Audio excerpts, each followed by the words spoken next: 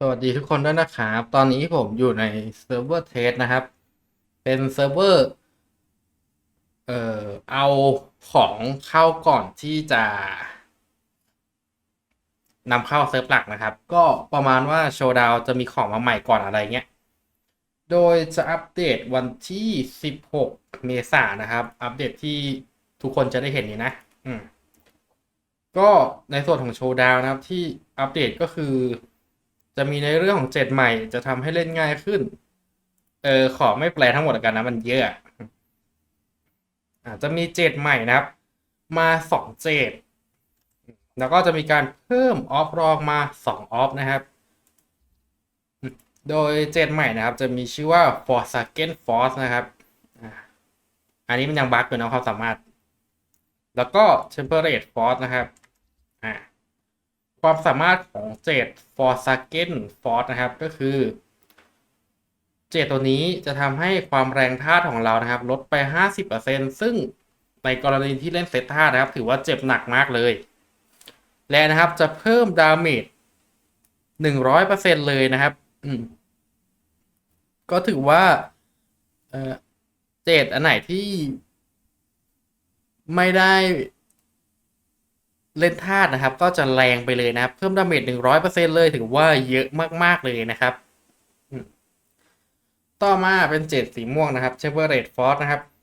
เมื่อเรานะครับไม่ได้ใช้แต้ม potential ศักยภาพนะครับที่จะมีอยู่ที่48อันนะครับถ้าเกิดไม่ได้ใช้เลยสักแต้มนะครับ ทุกๆ1 แต้มจะเพิ่มความแรงอาวุธนะครับ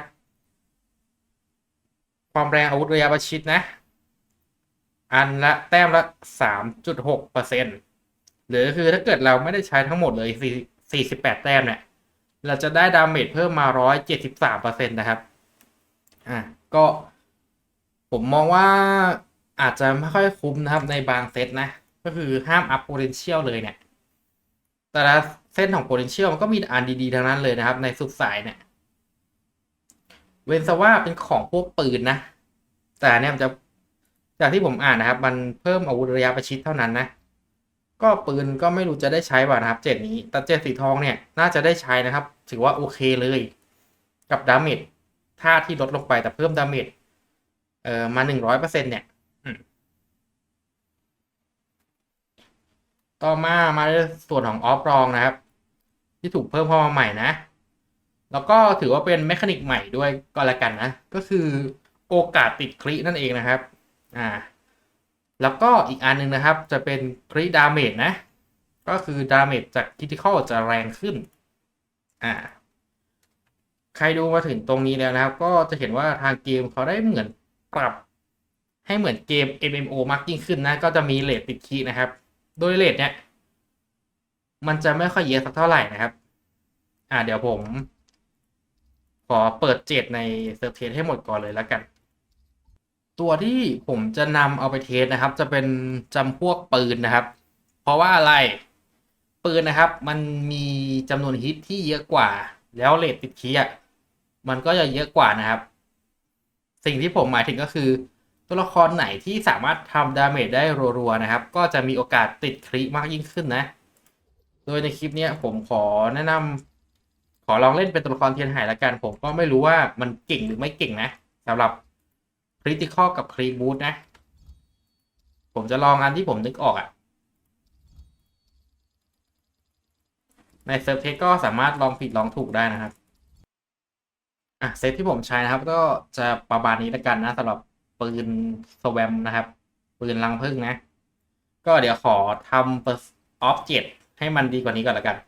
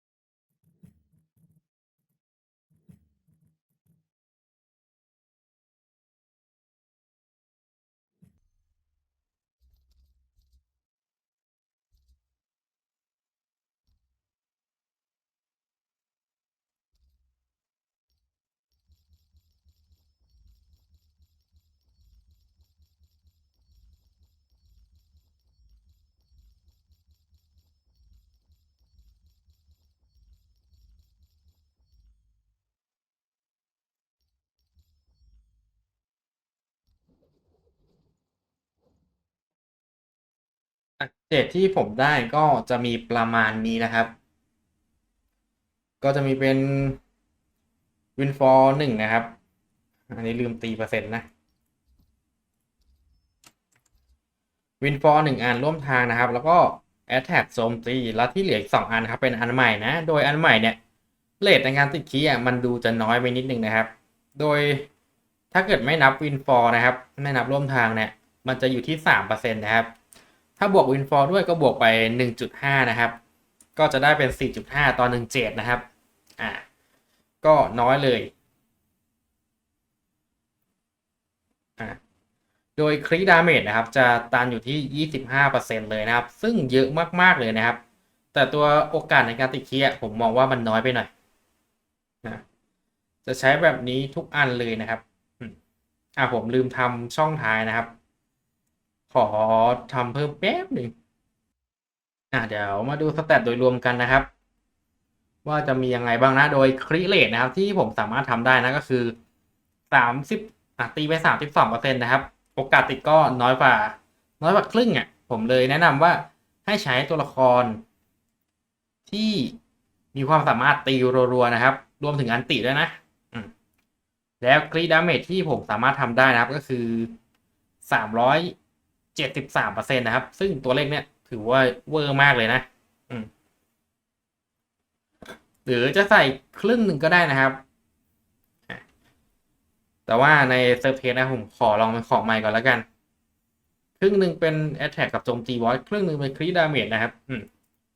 มันก็น่าจะสมดุลกว่าโถมอย่างนี้ไปแบบเดียวเลยนะ ก็เดี๋ยวมาลองดูกันนะครับ อ๋อ ผมรู้แล้วครับเจนใหม่นะครับเพิ่งรู้เมื่อกี้นี่เลยว่า มันเพิ่มอาวุธของเมรีนะครับถึง100%นะครับหรือก็คือตีธรรมดาจะแรงขึ้นพวกอันตินะครับอ่าเพราะว่าในตัวโซเจตนะเขียนว่า move นะคำว่าเมลีนะครับก็คือดาเมจอาวุธระยะประชิดนะครับเมลีเวพอนก็คือพวกตัวแปลงร่างที่ใช้ดาเมจระยะประชิดตีจะแรงทุกตัวเลยนะครับ ก็หมายถึงว่าไคลินจะแรงขึ้นกว่าเดิมอีก100%เลยนะครับเผื่อใครถูกใจตัวนี้นะ แล้วก็ไซนะครับจะอันติแรงขึ้นฟาดแรงขึ้น100%เลยแล้วก็อีกหลาย ๆตัวนะครับเดี๋ยวผมขอไปเทสตัวละครเชียนไห่ก่อนแล้วกัน ว่าสิ่งที่ผมคิดมันจะแรงตามหรือเปล่านะ โดยผมอัพตัวละครที่เลเวล25แล้วนะครับ จะได้สแวมเป็นสีทองนะด่านที่ใช้เทสก็ มันจะมี ก็คงมีเป็นดันเจียนนะครับ โอ้โหนี่เซน80นะ แรงจัด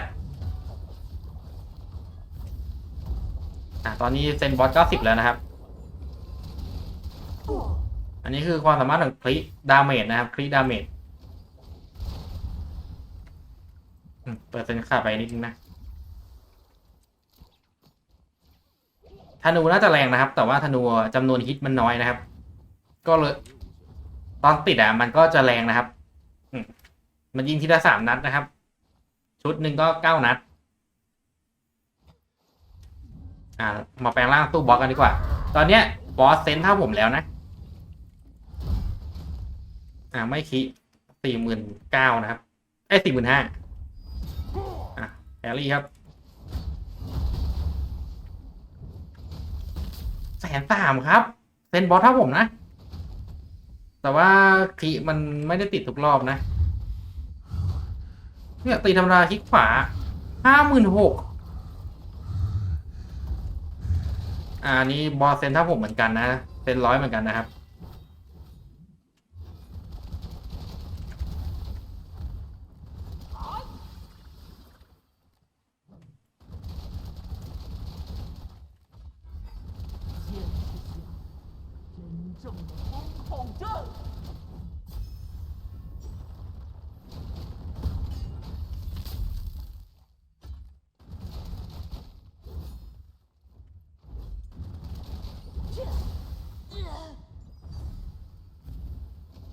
你以为自己发现了破绽？บอสเซน100นะครับเซนเท่าผม ก็ต้องวัดดวงกันทีว่าจะติดคีย์หรือเปล่า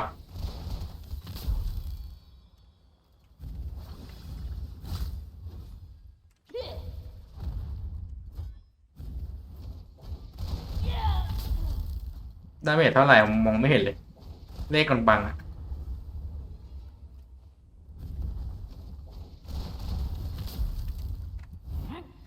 ดาเมจก็เริ่มดรอปลงมาแล้วนะครับ เพราะว่าเซนเท่ากัน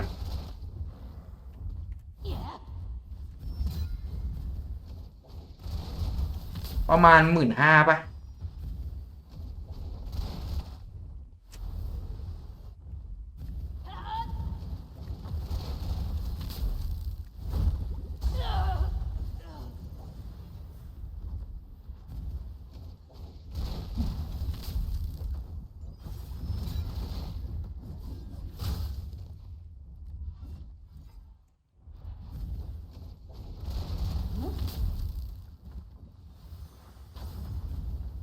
炽热会燃烧殆尽，当寒冷10,000นะครับ10,000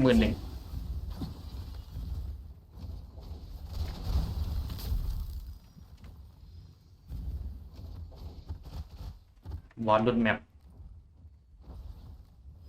ขอแปลงร่างต่อยเลยแล้วกัน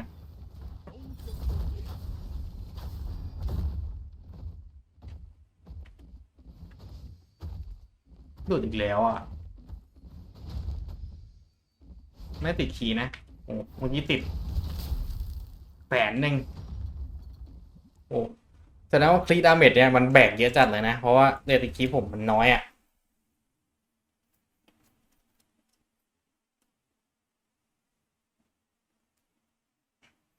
บิวก็จะหลากหลายขึ้นนะครับ ก็อย่างที่บอกนะครับผมแนะนำว่าให้ใช้กับตัวละครที่ตีรัวๆได้นะครับเรติดคีย์มันจะได้เยอะๆหน่อย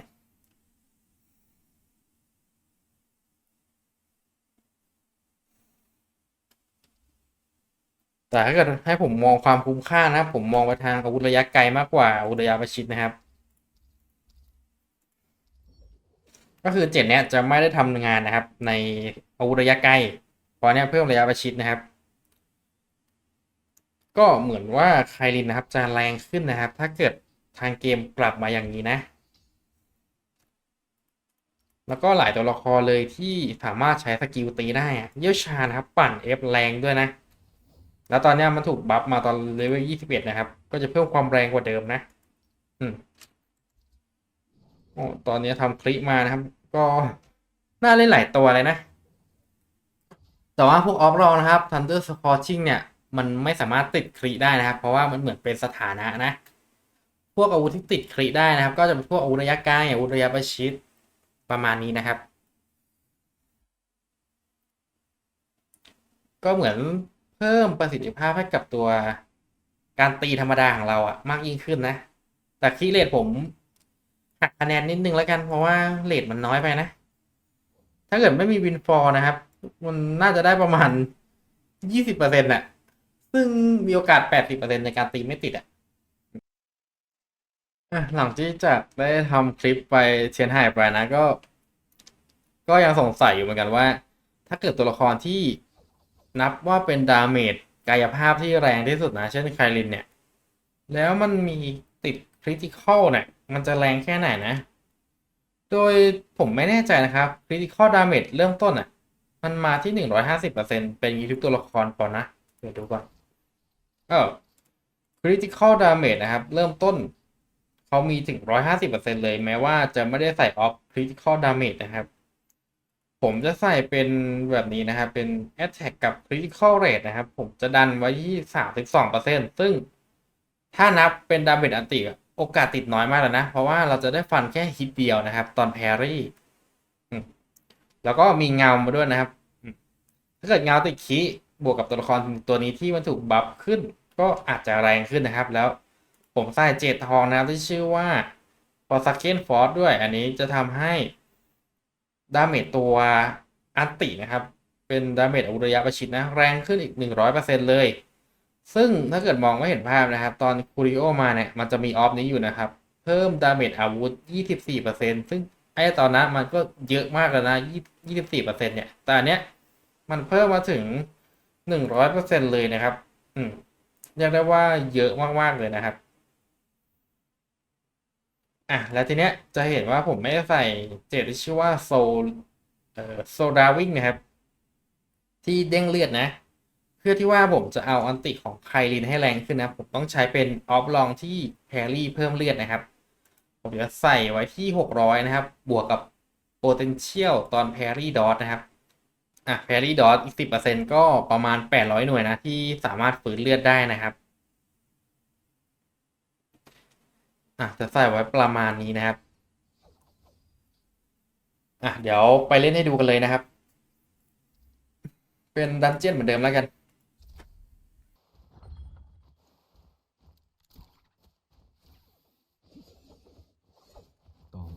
มาแล้วนะครับเปิดอันติ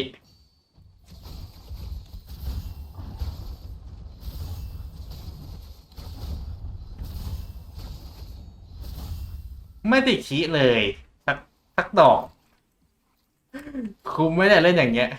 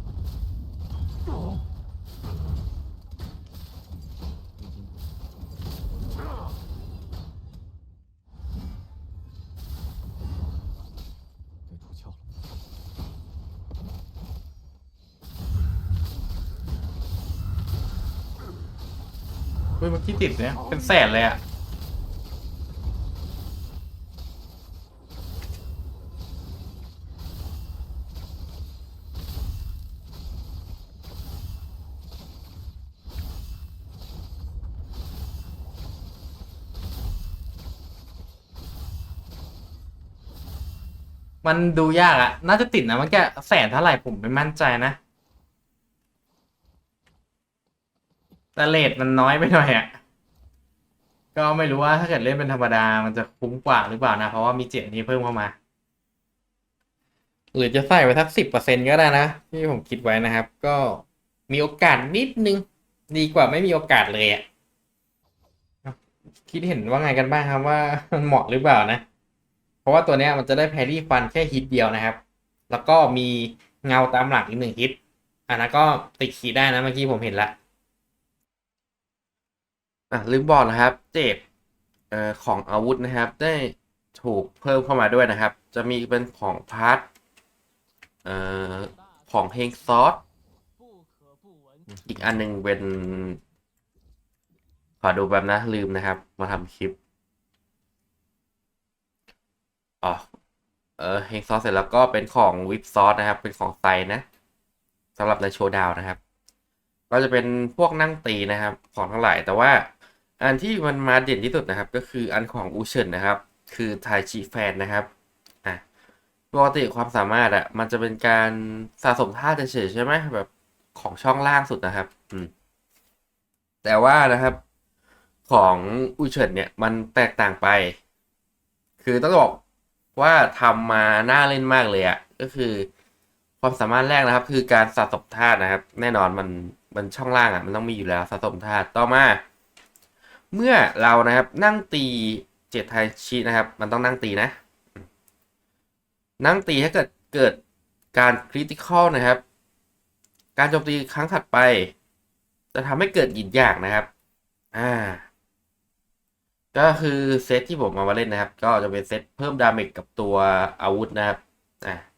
ก็จะใช้เป็นเจ็ดใหม่ด้วย2เจ็ดฟอร์สเก็ตฟอร์กับเทเบอร์เรตฟอร์นะครับคือเทเบอร์เรตฟอร์อันนี้ผมไม่ได้ใส่ potential เลยนะครับมันเลยเพิ่มดาเมจเยอะแล้วก็พวก backfire depression นะครับแล้วเดี๋ยวดูนะครับวิธีการเล่นนะนั่งตีงี้ไปเรื่อยๆครับจนกว่าจะติดคีย์ในหน้าเทรนนิ่งนะครับมันไม่มีออฟนะครับ อันนี้ก็ถือว่าเป็นข้อเสียของหน้าเทรนนิ่งนะแต่ว่าข้างนอกนะครับเราสามารถทำให้มันติดคลีได้นะครับ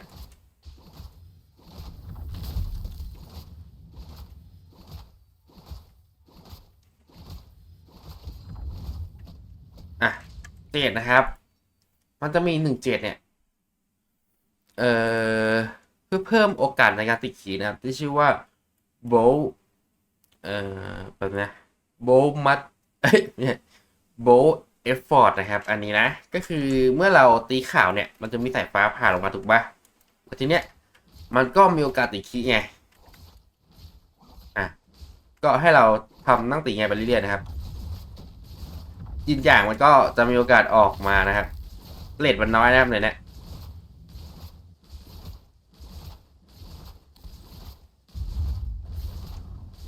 ก็ให้เรานั่งตีกันไปเรื่อยๆนะครับ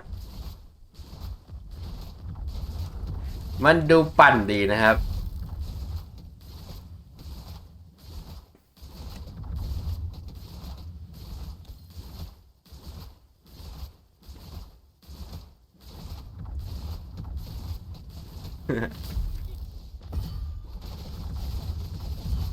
แอตแทกในเจนเนี่ยเยอะมากเลยนะ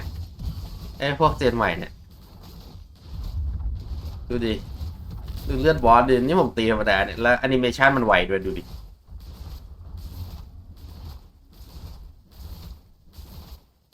ใช้ได้สำหรับตัวละครที่ถือพัดเท่านั้นนะครับก็คืออูเฉินนั่นเองแล้วดูอันตินะครับมาไวมากเลยนะตอนที่ไม่มีกูริโอเล่นอย่างเงี้ยผมว่ามองว่าดีที่สุดนะสำหรับตัวละครตัวเนี้ยติดอย่างเดียวโหแต่เนี้ยมันคลีน้อยไปหน่อยนะครับข้างนอกผมทำไม่ได้แล้วในเซิร์ฟเทสผมใช้ของไปหมดแล้วมันให้มันน้อยนะครับเนี่ยน่าสนใจมากเซตเนี้ยมันต้องทำให้ติดคลีไม่บ่อยอ่ะดีแต่ไม่ติด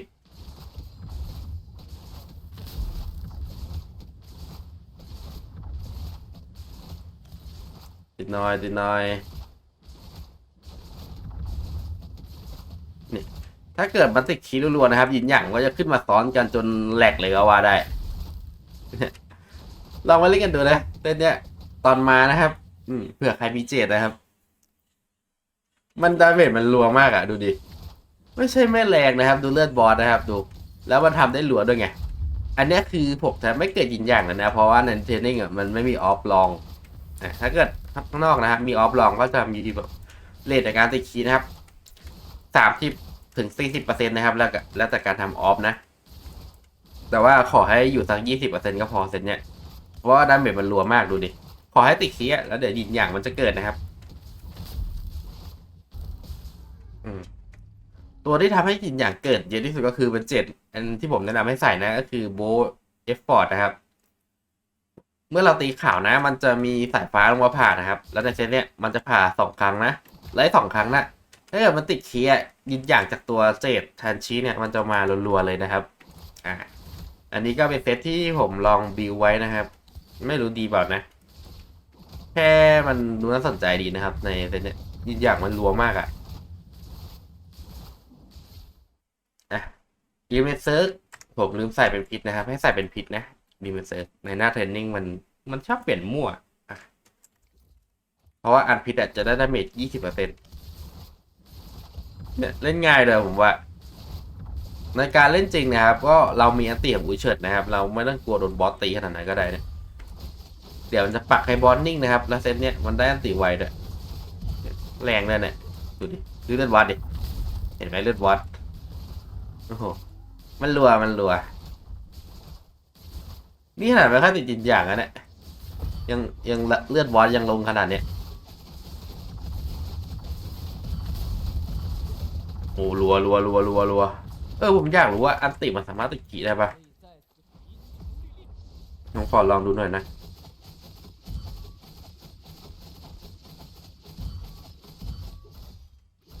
ผมจะลองปักทั้งหมด4 รอบนะครับถ้าเกิดไม่ติดกี่อ๋อได้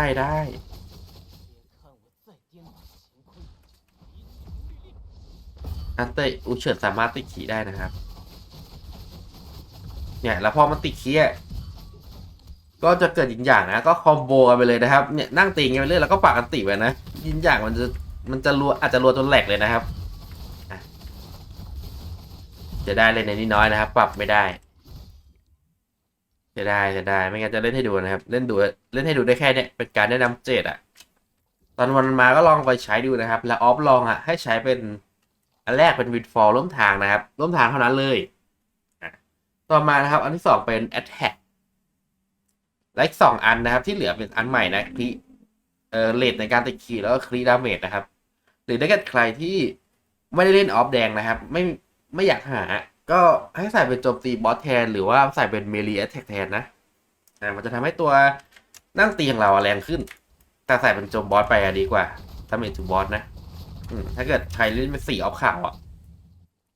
คือการอัปเดตเนี้ยมันจะทำให้ออฟแดง2ออฟมีบทบาทน้อยนะครับเพราะว่าออฟที่มันเก่งมันมีเยอะขึ้นโอเคนะครับผมอยากรู้เหมือนกันคลิปยาวหน่อยนะครับก็ผมอยากรู้ว่าF ตัวละครสามารถติดคริได้หรือไม่นะครับผมอยากรู้ ก็เอาเป็นตัว F แรงๆนะเช่น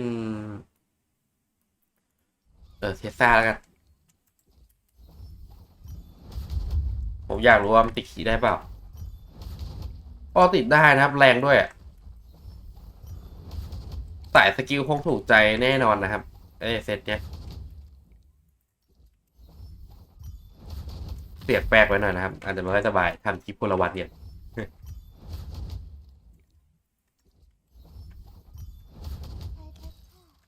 เนี่ยปกติดาเมจเราเท่าไหร่นะ2,007แล้วถ้าเกิดติดขีล่ะคลิมันดูค่อนข้างยากนะครับเอาตัวอักษรมันเล็กถึงมันจะเปลี่ยนสีก็เถอะ2,007อยู่นะครับ8,000ขอตอนบอลลุกแล้วกัน เราไม่ค่อยได้เห็นบอลลมสักเท่าไหร่4,000นะครับ4,063ก็แรงขึ้นกว่าเดิมนะครับคลิกนะอันนี้ไม่ได้ใส่ไม่มีออฟนะครับ ถ้าเกิดมีคลิกแดมก็จะเพิ่มยิ่งขึ้นนะ พวกตัวสกิลนะครับก็จะเก่งมากยิ่งขึ้นนะครับ ตัวที่ปาได้รัวๆเช่นเซต F ที่ผมเคยแนะนำให้ไปเล่นเนี่ยเซตเนี้ยมันจะมีบทบาทมากยิ่งขึ้นนะครับแล้วถ้าเกิดเป็นพวกตัวแปลงร่างอาจจะต้องเปลี่ยนเจดด้วยนะครับเจดที่ F แล้วมีสายฟ้าก็อาจจะต้องใส่เป็นเจดใหม่นะครับเจดตัวนี้เลยเช่นตัวเยี่ยวชาญนะครับใส่เป็นเจดฟอร์ซาเกนนะในนี้ยังไม่เข้านะครับโอเค